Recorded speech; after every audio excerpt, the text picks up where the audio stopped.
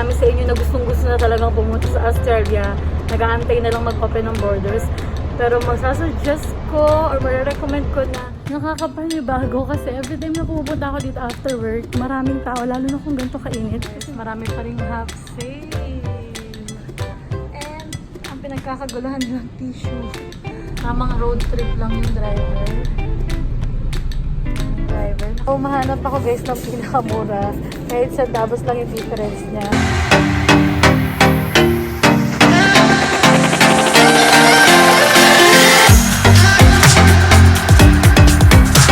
Hi guys! Welcome back to my channel. So for today's video is a bit difference dahil kung nanonotice nyo, naka-face mask tayo today. Dahil dito sa Adelaide ay day 1 of 6 na totally lockdown. So kung nagtataka kayo guys kung bakit ngayon lang nag-lockdown dito, yun po ay dahil ngayon nagkaroon na naman ulit ng outbreak dito sa amin. And the reason why kung bakit nagkaroon na naman ng outbreak dito sa Adelaide ay dahil sa community transmission, which means merong isang taong nagka-COVID and nakahawa siya ng iba-ibang tao. Well, nung mga nakaraang month naman, nagkakaroon naman dito ng case.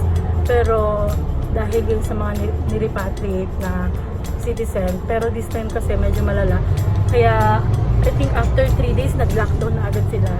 Anyway guys, na-notice niyo siguro na nasa bus ako. Bakit ako nasa labas?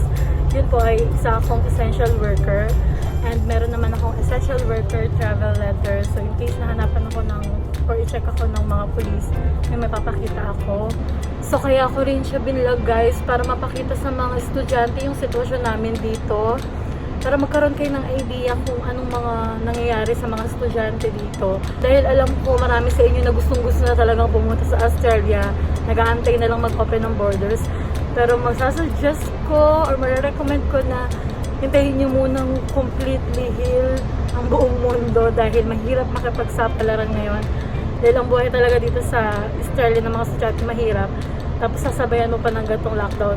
Especially ngayong month, ngayon pa lang nakaka-recover yung mga student. Tapos ngayon nagkaroon na naman ng lockdown dito sa Adelaide. Anyway guys, ito yung sitwasyon ngayon ng bus. Ako lang ang pasahero at lahat ng tao nakamas.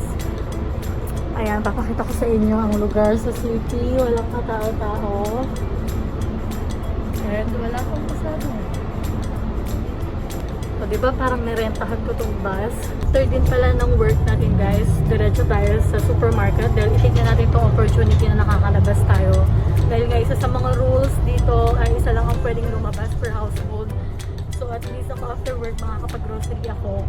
And napakita ko sa inyo yung sitwasyon ng grocery or ng supermarket dito. Dahil kung alam nyo lang guys, ang isa sa mga unang nauubos dito or panic buying nila ay toilet tissue na hindi ko makariwari kung bakit. Unlike diba sa Pilipinas, bigas or yung mga essential talaga dito talagang tissue. At lahat ng mga tao rin nagtataka kung bakit tissue. Well, siguro para nga sa kanilang pag-alam na. Pero tayo mga Pinoy kasi mga Asian, tabo-tabo lang, tubig-tubig lang diba? Carry na.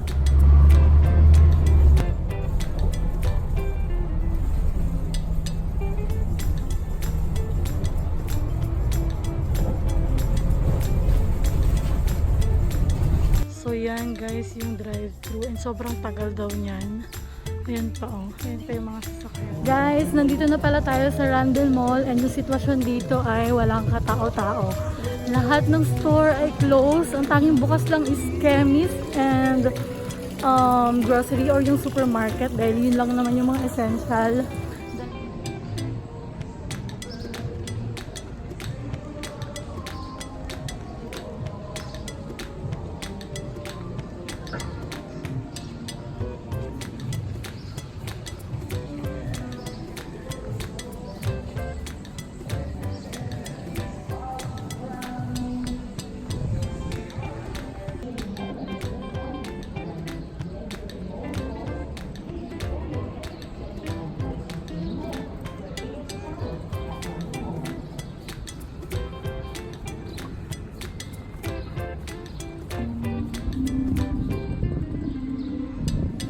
And kung matatanong nyo guys, ngayon lang nag-totally lockdown dito.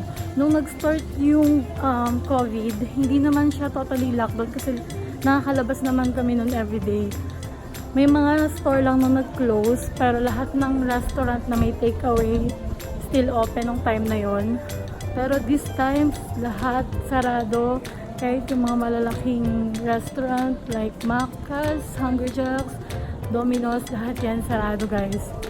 Nakakapanibago kasi every time na pupunta ako dito after work, maraming tao, lalo na kung ganito kainit kasi nasa 33 degrees ata ngayon. Pero makikita mo lang ngayon yung mga nag-grocery.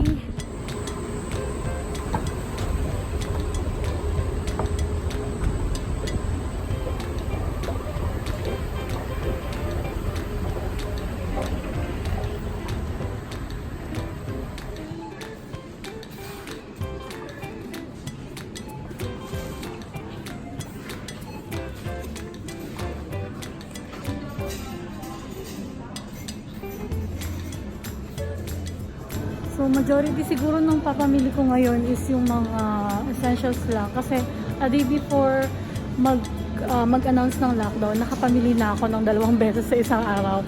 Siguro na-feel ko na magla-lockdown. Yung mga bibilin lang natin is yung pang-stock. Pero hindi naman tayo pwedeng mag-hoard kasi hindi yun allowed dito. May limit yung pwedeng bilhin ng isang tao dito. So bibili tayo ng mga pwedeng stock natin just in case na mag-extend tong lockdown. For sure marami ulit magpapanik. So at least tayo, meron na tayong na-ready. In fairness guys, kahit lockdown dito and yung mga essentials ay sobrang mabenta. Pero marami pa rin sale. Ayan. Pag mga naka-yellow tag, sale yan guys. So makakabili tayo ng fruits, pang-stock natin.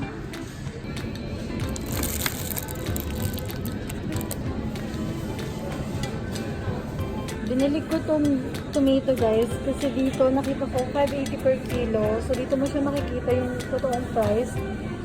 Pero tong isa is 390 per kilo lang. So dito tayo kuha. Same lang naman sila guys. So kuha tayo dito kahit 3 pieces lang.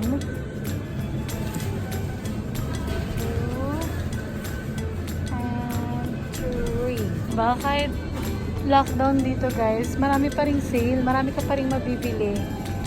More notice. Ayan, due to high demand, may limit ng 2 items per transaction. So, ganyan yung mga essential food.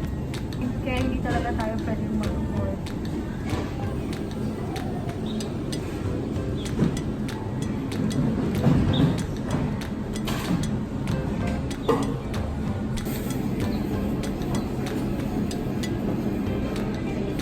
No, thank you. Look guys, alas 3 pa lang pero ito na ang sitwasyon ng mga meat. Nagkakaubusan na talaga. Guys, ng meat pang backup lang. Just in case na mawala na tayo at hindi tayo makalabas agad. So, kuha tayo nito. Hanap tayo ng pinakamura. Ito na yung pinakamura. Hanap ako guys ng pinakamura. Kahit sa Davos lang yung difference niya. And ito ang aking nakita. Ito ang pinakamura, 8.77. So, kunin natin ito.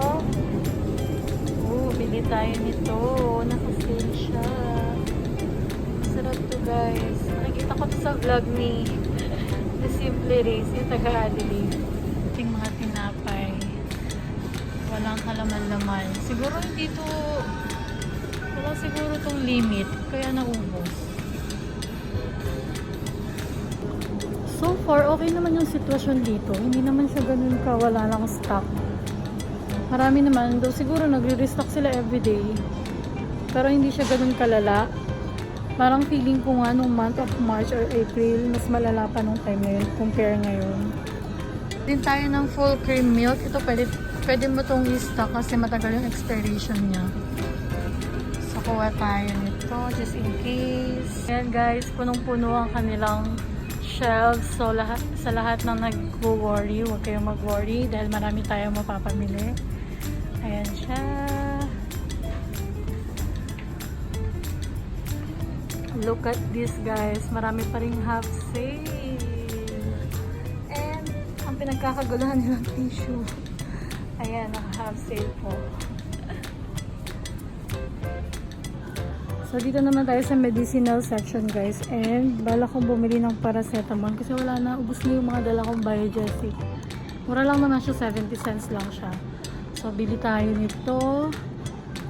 And, siguro vitamins kung may half sale or kung may discount. In fairness, guys, kahit ganito yung brand lang niya, effective naman. Kasi bumala ako dati sa Woolworths. And, parang 70 centavos lang din yun. Effective naman siya nung masakit yung ulo. Color lang siya and vitamin C siya. And madali lang siya kainin kasi lollies lang naman siya. So kuha tayo niyan siguro ng dalawa.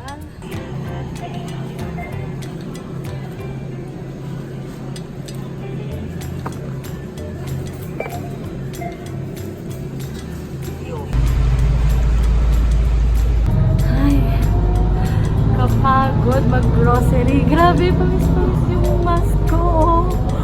Handa ka. Nakakapagod mag-grocery mag-isa. Ang dami kong binili yung bibigat. Kasi, so sana 6 days lang talaga to guys. Kasi ang hirap. Wala, sobrang basa. Ayun.